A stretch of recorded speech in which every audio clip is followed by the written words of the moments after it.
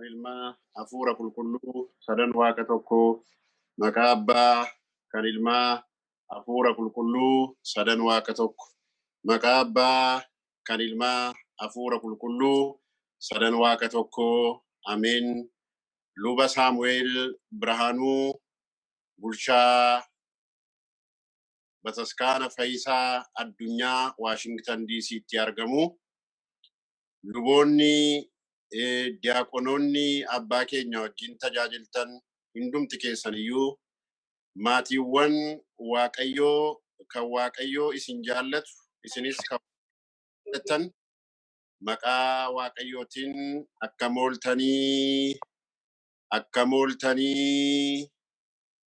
mooltanii Waaqayyoo abbaa keenyaa Waaqayyoo tiksee keenyaa waan hamaa hundumaarraa nu eegee guyyaa har'aa umurii keenya irratti umurii nuuf dabalee nun kan beeknerraa inni kan beekurraa waan hamaa hundumaarraa nu eegee teknooloojiidhaan walagarree sagalee Waaqayyoo akka barannu akka faarfannu akka galateeffannu kan walitti nu qabe Waaqayyoo abbaa keenyaa Waaqayyoo tiksee keenyaa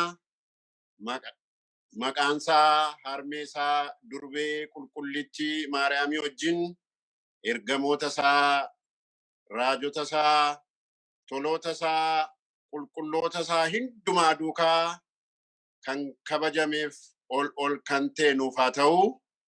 Egaa akkuma abbeen keenya dubbachaa turan ayyaana guddaa gooftaa keenya ol ba'uudhaan hundumaan keenya iyyuu ittiin nu ga'ee maqaasaa akka galateeffannuuf akka faarfannuuf ayyaana guddaa kanaaf umurii nuuf dabalee kan ittiin nu ga'e Waaqayyoo ammas maqaansaa kan galatoome nuuf haa ta'u. Egaa yeroo qabnuun sagalee Waaqayyoo har'a waliin barannu mata dureen barumsa keenyaa amma kanaaf ta'ii kan jedhudha. Mata duree barumsa keenyaa kana kan argannu mul'ata Yohaannis boqonnaa 2:10 irratti arganna. Egaa akkuma beekamu sagantaa keenyaa akka seera amantii Ortodoksii Tawaahidooti kadhannaadhaan waan hundumaa nuuf raawwachuu kan dandeessu waan hundumaa nuuf gochuu kan dandeessu icitii fayyina keenyaa icitii amantii keenyaa icitii jireenya keenyaa kan taate harmee keenya durbee qulqullittii Maariyaamii galata isheedhaan jalqabnee sagantaa keenyaa isheenis immoo sagantaa keenya gidduutti argamtee mana Dookimaasitti argamuudhaan hirruu Dookimaas akka guutte fedhii Dookimaas akka guutte hirruu keenya akka guuttuuf fedhii lubbuu keenyaa fedhii foonii keenyaa cubbuu ala hundumaan keenyaaf akka guuttuuf jireenya tokkoon keenya keessatti mana tokkoon keenya keessatti argamtee jireenya keenya akka eebbistu mana keenya akka eebbistu daa'immaniin ijoollee keenya akka nuuf guddistu jaarsolii keenya akka nuuf bubbushitu maanguddoota keenya akka nuuf eeddu akka seera mana amantii keenyaatti maqaa ishee qabachuudhaan maqaa ergamootaa qabachuudhaan sagantaa keenya jalqabneerra. Amma sagantaan keenya guutuudha jechuudha. Injiruu jechuudha. sagantaan keenya guutuudha. Namni harmee isaa qabate, namni ergamoota isaa qabate, namni raajota isaa qabate, namni toloota isaa qabate, namni qulqulloota isaa qabate, jireenyi isaa hunduu guutuudha jechuudha. Kanaaf Waaqayyoo sagantaa keenya gidduutti argamee sagantaa keenyaaf eebba akka inni nu laatuuf, icitii isaa akka nu ibsuuf, eeyyama isaaf jaalala isaa nuuf haa ta'u.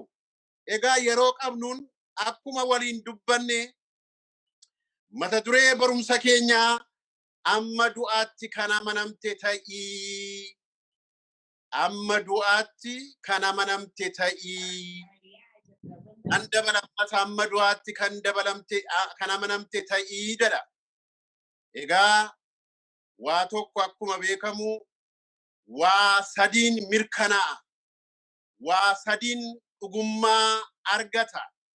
Nuunis immoo akka seera bataskaana keenyaatti tokkummaa Sillaaseef sadan Sillaasee yaadachuudhaaf waan hundumaa kan nuun raawwannu fakkiidhaanidha. Waan hundumaa kan nuun raawwannu hundumti isaa seera qaba, seeraanidha. Kanaaf kan al sadiin jedheef sababii kanaafidha. Egaa mata duree barumsa keenyaa kan argannus mul'ata Yohaannis boqonnaa 2 lakkoofsa 10 jalqabnee arganna. Yohaannis jecha kana eenyuuf dubbate yoo jennee ilaalle lakkoofsa boqonnaa 2 mul'ata Yohaannis boqonnaa 2 lakkoofsa 1 irratti akka argannu bataskaana Efesooniifidha kan inni jecha kana dubbate. Yohaannis gooftaan keenya Iyesuus Kiristoos karaa ergamaasaa raajii kana akka inni barreessu kan godhedha. Mul'ati kuni Yohaannisiif kan inni laatame karaa ergamaa Waaqayyoodha. Kana kan argannu achuma mul'ata Yohaannis boqonnaa 1 lakkoofsa 1 hanga 9 yoo ilaalle yoo dubbifanne karaa ergamaa Waaqayyoo garbicha Waaqayyoo Yohaannisiif ergaan kun akka laatame mul'anni Yohaannis nutti himaa jechuudha. Yohaannis ergaa kana mul'ata kana kan inni barreesse bataskaana yookaan immoo waldoolee 7 Eeshiyaatti argamaniifidha. Kan inni mul'ata kana kan inni raajii kana barreesse jechuudha. Kan inni raajii kana yookaan immoo mul'ata kana barreesse akka beektota mana amantaa keenyaatti bara 95 ida'eeru. Beektonni tokko immoo itoo Yerusaalem barbadooftee hin badin badumsa Yerusaalem dura bara 70 keessatti itoo Yerusaalem hin badin bara 70 badii Yerusaalem dura bara 70 barreeffamee jedhanii kan dubbatan jiru. Egaa Yohaannis mul'ata isaa kana yookaan immoo raajii isaa kana kan inni barreesse gaara Fixmoo jedhamtu irra taa'eeti kan inni barreesse.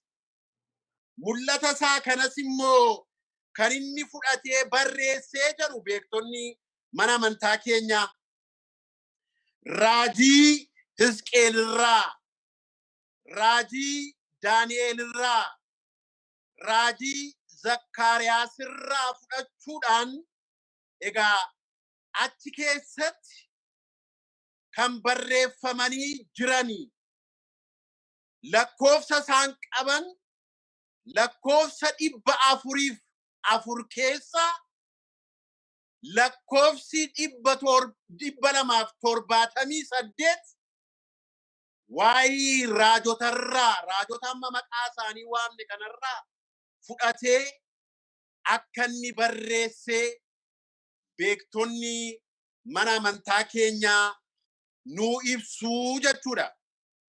Egaa gabaabinaan maaliif mul'anni Yohaannis kun lakkoofsa tokko jalqabee hanga lakkoofsa 22tti barreeffame jennee yoo ilaalle waldaa torba yookaan immoo bataskaana torba Eeshiyaa keessatti argamaniif maal gochuu akka qaban kan inni barreesse mul'ata kana kan inni argee bara sana ittimaa ture kanaaf jechuudha.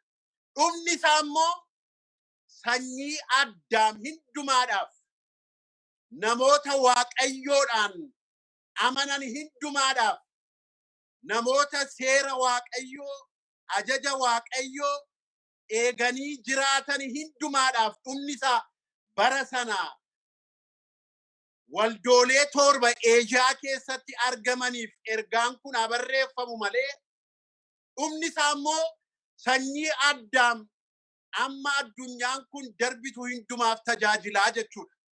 Har'as nuuf jechi kun hin tajaajilaa jechuudha. Egaa kan inni mata duree barumsa keenyaa godhannee amma du'aatti kana amanamte ta'ii jedhee jecha kana kan inni dubbatee waldaa Efesoon yookaan immoo bataskaana Efesooniif haa ta'u iyyuu malee dhumni isaa immoo nuuf tajaajilaa jechuudha.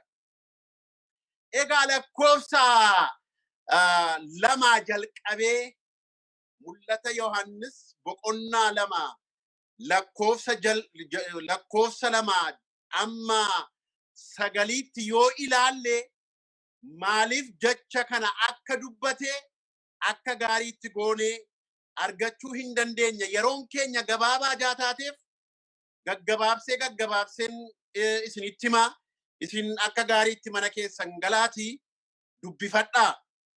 Egaa lakkoofsa 2 jalqabnee yoo ilaalle hojii bara sanaa waldaan Efesoon gochaa turte raawwachaa turte tartiibaan ilga ittimee booddee waan bataskaanni sun kanaan dura raawwachaa turte akkaataa akkamiin dhaabbachaa akka isheen turte akkaataa akkamiin amanachaa akka isheen turte akkaataa akkamiin waaqeffachaa akka isheen turte jaalala isheen qabdu jaalala ishee ibsuudhaan jaalala qabdu sana immoo akkaataa itti dhiistee qabbanoofte al takka takka sinnooyti al takka takka sin qabbanoofti al takka takka hin kufti al takka takka hin kaati al takka takka booddeetti deebiti al takka takka funduratti deemti al takka takka fiiddi al takka takka immoo suuta jettee deemti.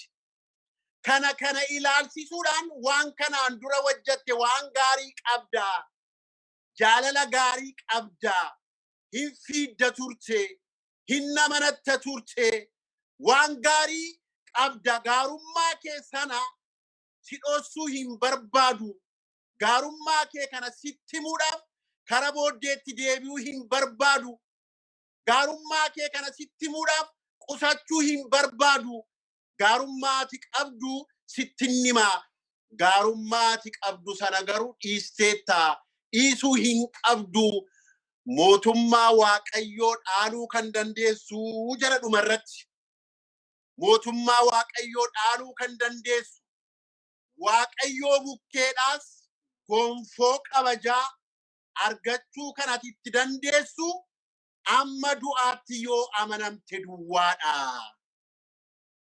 Waan ati kanaan dura qabdu gaariidha. Waan ati kanaan dura qabdu gidduutti yoo dhiisteyyuu gidduutti yoo qabbaneefteyyuu jaalala qabdu yoo gidduutti qabbaneessiteyyuu amantaa qabdu yoo gidduutti qabbaneessiteyyuu cimina qabdu cimina Waaqayyootti amanuu jechuudha. Namni Waaqayyootti amanu akka garbichi Waaqayyoo qulqullichi Daawit dubbatetti takkan no'aa takkan qabbanaa al torba kufaa al torba kaa.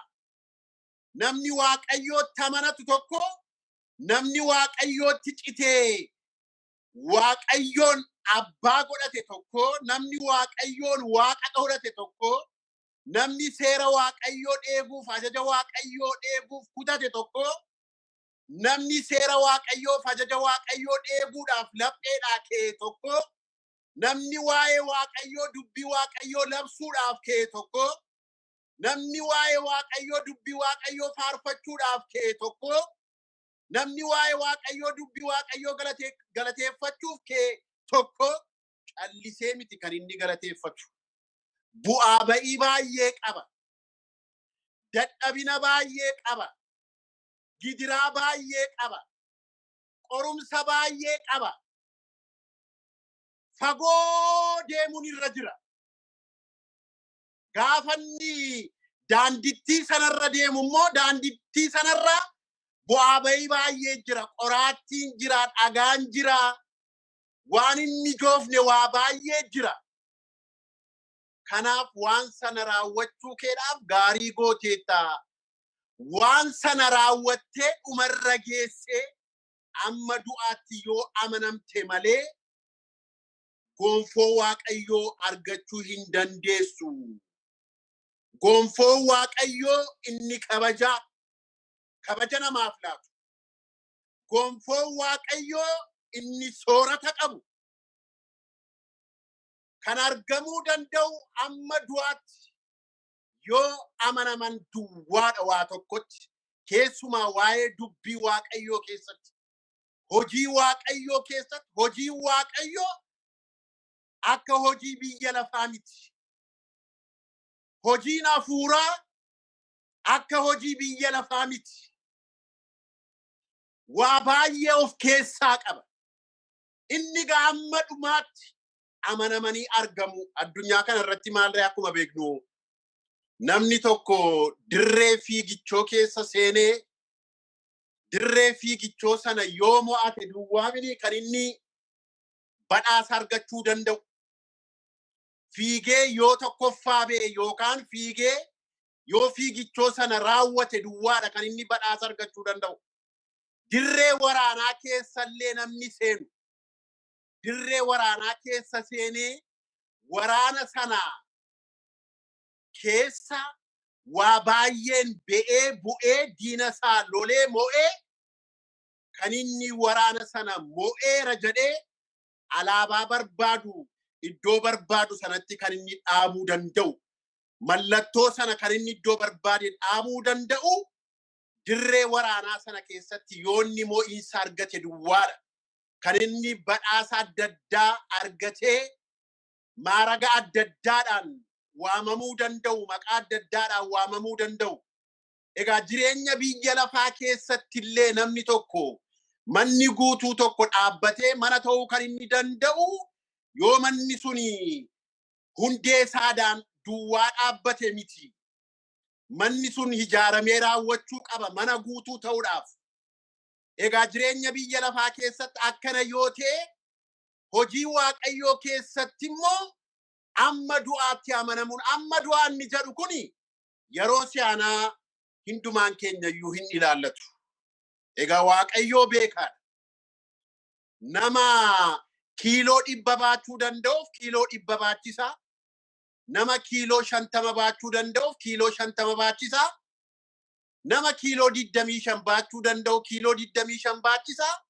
Nama kiiloo 10 baachuu danda'u kiiloo 10 baachisa. Akka humna isaati.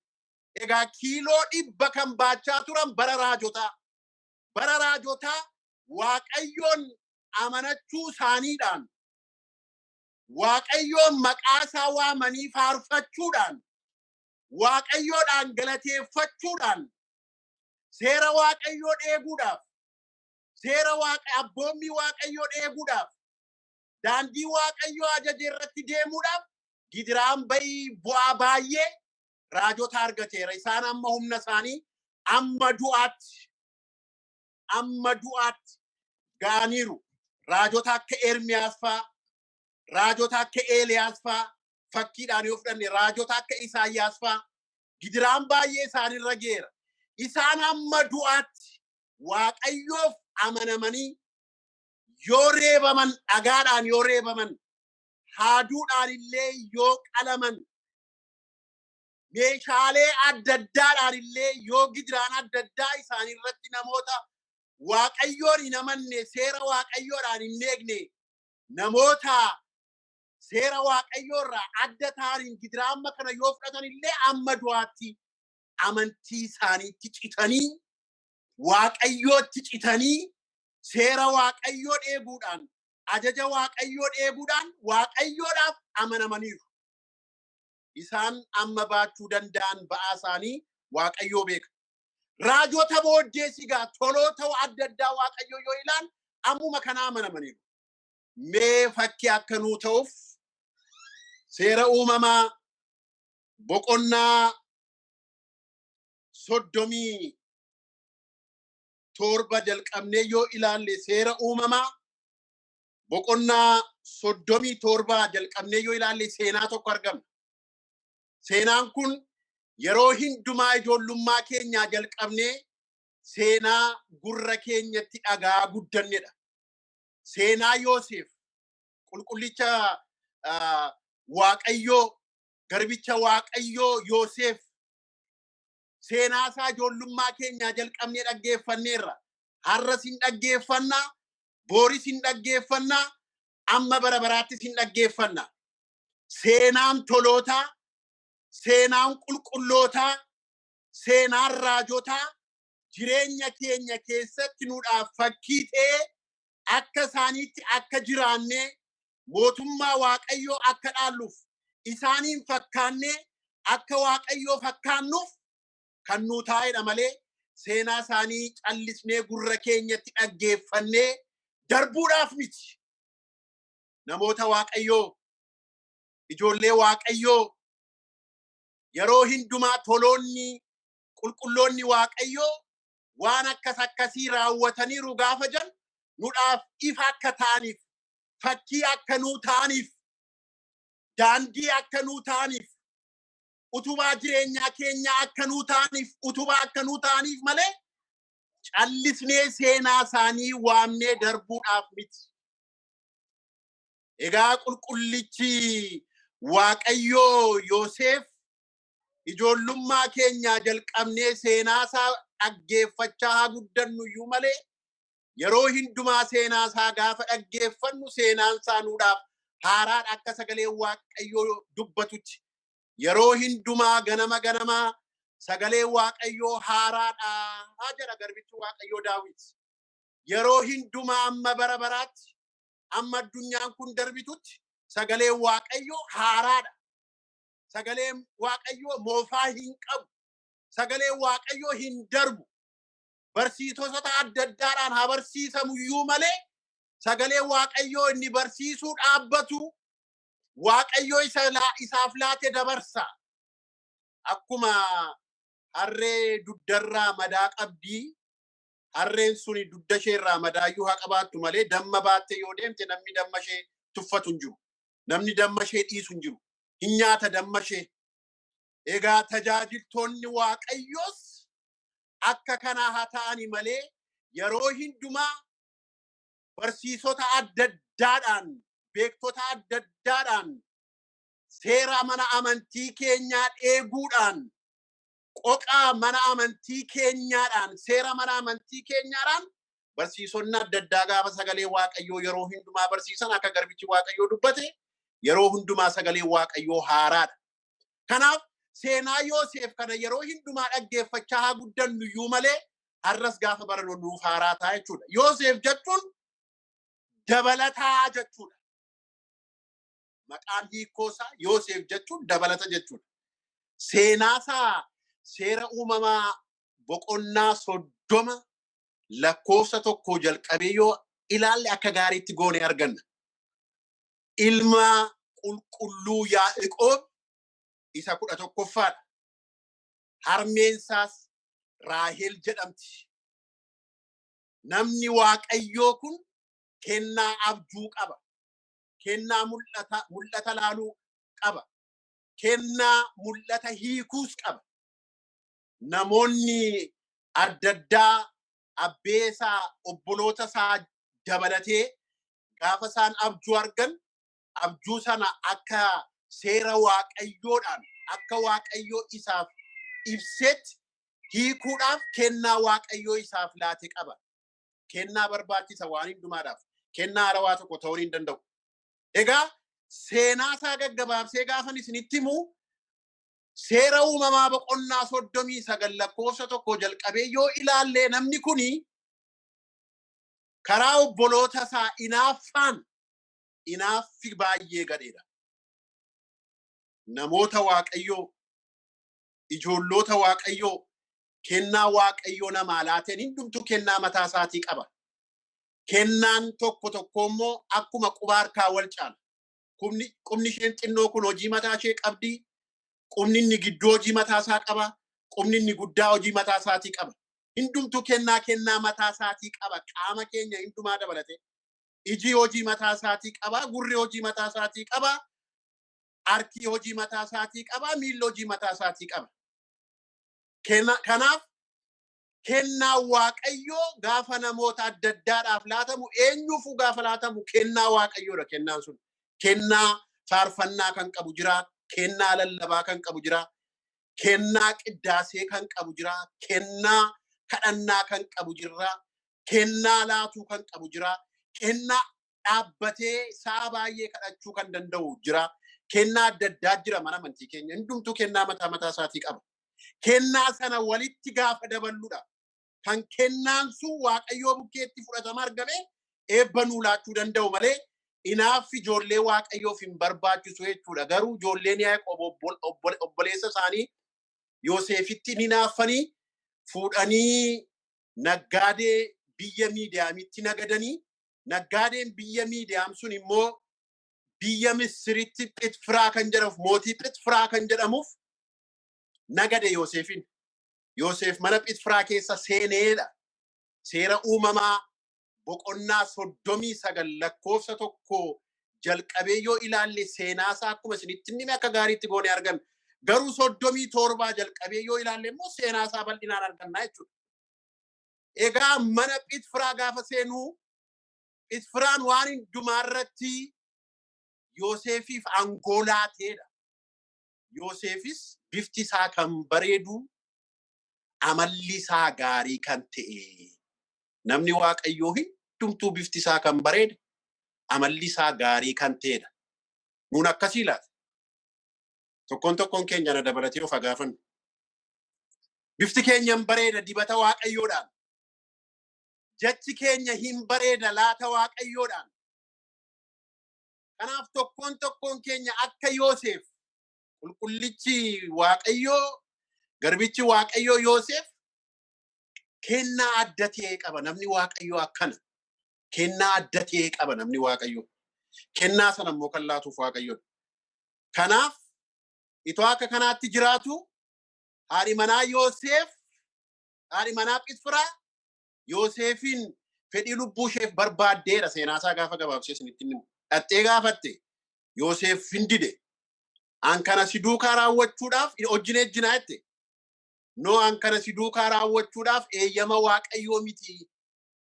Abbaan manaan kees immoo waan hundumaarratti aangoo naa laateera. Aangoo kan inni naan laannee sirrattidha jedhen. Kanaaf waan ati yaadde kana si duukaa raawwachuudhaaf hafuura kana waaqayyoo narraa afageessu jedhe. Mee hafuura ejjaa waaqayyoo nurraa fageessuu jennu. Hafuura inaaffaa waaqayyoo nurraa fageessuu jennu. Hafuura hamaa hundumaa waaqayyoo nurraa fageessuu jennu ijoollee waaqayyoo. Jecha kana waaqayyoo, hafuura kana waaqayyoo sirraa fageessuu ittiin jedheen. Si duukaa waan kana raawwachuun barbaadu gaafa inni jedhuun al sadii daddabaltee gaafa gaafattu hin dideedha Yoosef. Isa booddee fuutee mana hidhaa buusistee mana hidhaa sana keessatti waaqayyoo ammas isa duukaa bu'eedha. Yoosef duukaa mana hidhaa waaqayyoo wajjiniin jira. Eessayyuu yoo taane gidiraa kam keessayyuu haa taanu waaqayyoof amanamnee amma du'aatti jalqaba ofii keenyaaf amanamuu qabna. Ittaannee namootaaf amanamuu qabna. Inni dhumaa waaqayyoof amanamuu qabna. Namni ofiisaaf amanamuu hin dandeenye waaqayyoodhaaf amanamuu hin danda'u. Namni obboloota isaa isa naannoo jiruuf amanamuu hin dandeenye waaqayyoodhaaf amanamuu hin danda'u. inni dhumaa Waaqayyoodhaaf amanamuudha. Kanaaf Yoosef mana hidhaa gaafa inni bu'u Waaqayyo wajjiniin duukaa bu'e.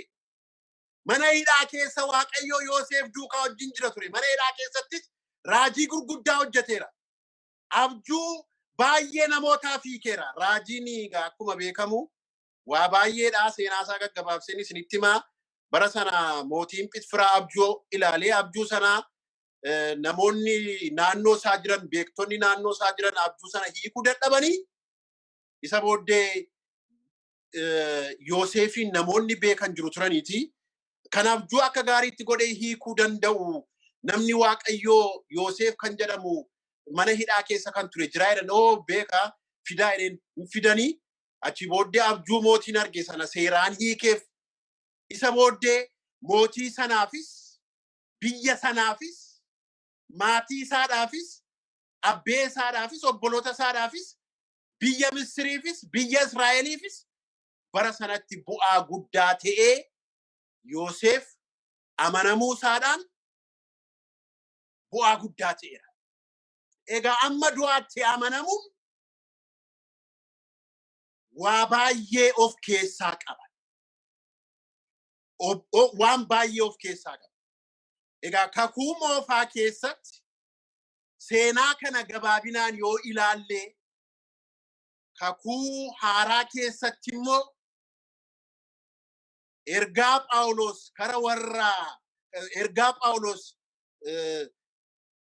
Ximootiyoosiif garbicha isaa Ximootiyoosiif kan inni barreesse isa lammaffaa boqonnaa 4 lakkoofsa 1 jalqabnee yoo dubbifanne seenaa Phaawulos bara sana amantiin akkaataa akkamiin cimee kana booddee egaa ani kara Waaqayyootti nan deema fiigicha koo fixeera amantii koo eegeera waan narraa barbaachisu hundumaa raawwadheera kana booddee anaaf gonfoon kabajaa na eeggata gonfoo kabajaas Waaqa koo bukkeedhaan nan argadha jedhee garbichi isaa Ximootiyoos maal gochuu akka inni qabu amantii isaatti kaayyoo isaatti akkaataa akkamiin cimuu akka inni qabu yoo inni amantii isaa sanaan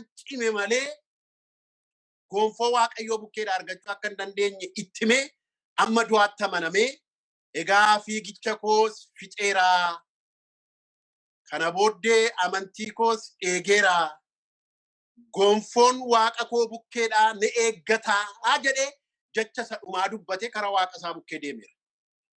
Egaa namoonni adda addaa akkuma beekamu siida isaaniitti fiigicha koo fixeera amantii koos eegeera jedhanii namoonni adda addaa siida isaanii irratti ni barreeffatu.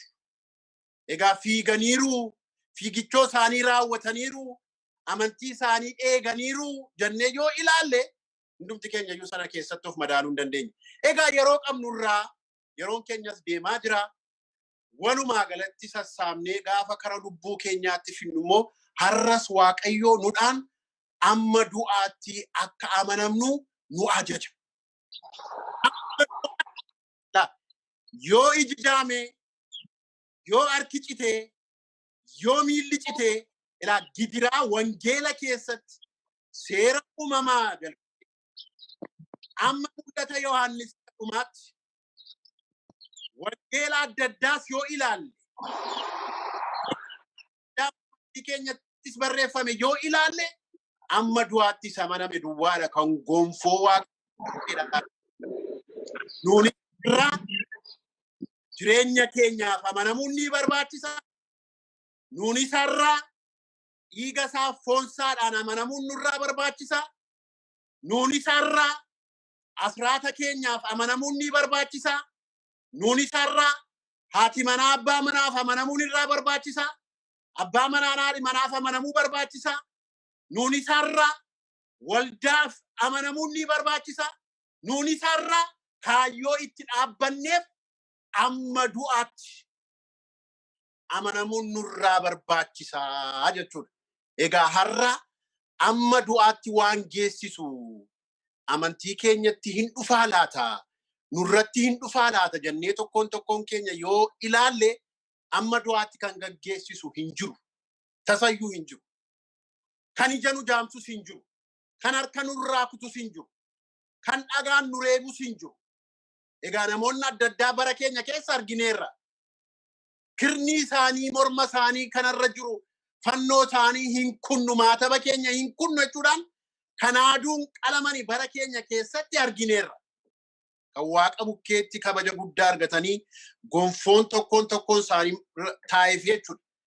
Egaa amma du'aatti amanamuun toloota waaqayyoo luboota waaqayyoo 24 abbee keenya Taklaayimaanoo dabalatee luboota 25 argaman tajaajiluudha. Ergamoota waaqayyoo wajjin tajaajiluudha. Toloota waaqayyoo wajjin tajaajiluudha.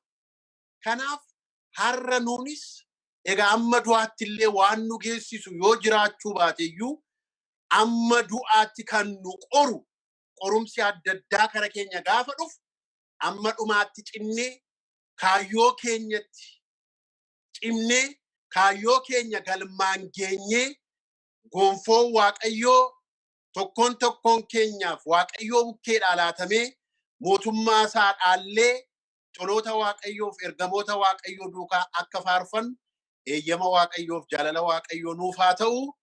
Isa baranne waaqayyoo laphee keenya keessa nuuf haa bushu. Amma du'aatti kan amanamtanii ta'a.